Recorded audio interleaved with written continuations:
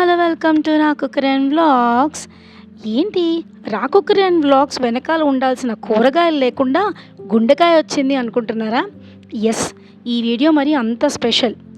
అందరికీ happy Rakshabandhan in advance. Rakshabandhan రోజు మనం చేసే మొదటి పని ఏంటి? మన అన్నని కానీ తమ్ముడిని కానీ కలిసి వెళ్తే వాళ్ళ ఇంటికి లేదా వాళ్ళు మన ఇంటికి వస్తారు. వాళ్ళ చేతికి చక్కని అందమైన ఒక రాఖీని కట్టి తమ్ముడైతే ఆశీర్వాదం ఇస్తాం, అన్న అయితే ఆశీర్వాదం తీసుకుంటాం. మరి రక్షాబంధన్ ఎలా మొదలైందో ప్రాచుర్యంలో ఉన్న ఒక కథని మీకు చెప్తాను. తన సొంత మేనత్త కొడుకైన శిశుపాలుణ్ణి శ్రీకృష్ణుల వారు 100 తప్పుల దాకా కాచి 100వ తప్పు చేసిన వెంటనే సంహరించారు. ఎలా? ఆయన సుదర్శన చక్రంతో. ఆయనకున్న కోపానికి ఆ సుదర్శన చక్రం వెళ్ళిన వేగానికి శ్రీకృష్ణుల వారి చేతికి గాయమైందట.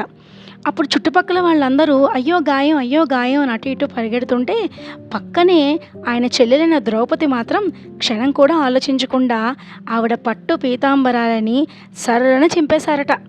మరి చింపేసి ఆమె వారి వేలికి కట్టారట. దాంతో రక్తం కారడం ఆగిపోయింది. ఆయన ఎంతో ఆనందపడ్డారట. తన చెల్లెలికి తన మీద ఉన్న ప్రేమ అసలు క్షణం కూడా ఆలోచించకుండా అలా ఎలా పట్టు పీతాంబరాలను చింపేసి అలా తన కోసం ఆలోచించిందని. అప్పుడే ఆయన మాట ఇచ్చారట ద్రౌపదికి, నేను ఎప్పుడూ నీకు రక్షగా ఉంటాను, ఈరోజు నువ్వు నాకు కట్టినది రక్షాబంధనం అని.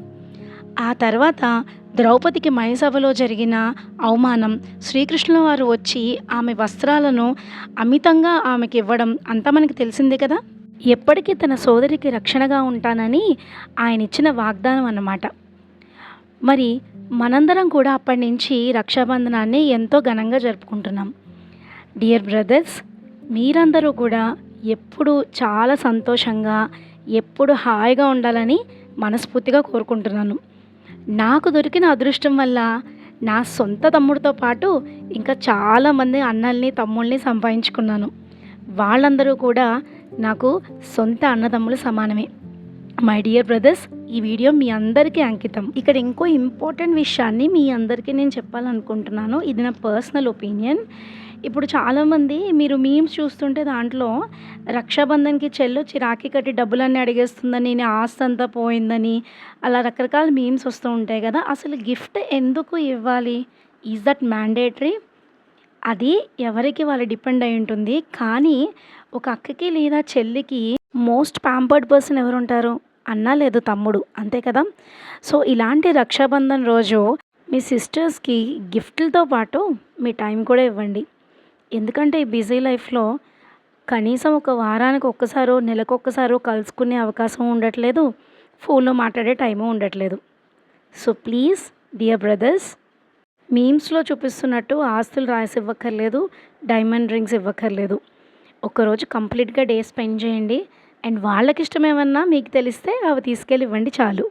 దూరంగా ఉంటే మీ ప్రేమని తెలియచేసేలా ఒక చిన్న గిఫ్ట్ కానీ ఒక గ్రీటింగ్ కార్డ్ కానీ పంపండి. ఖచ్చితంగా ఫోన్ చేసి విష్ చేయండి.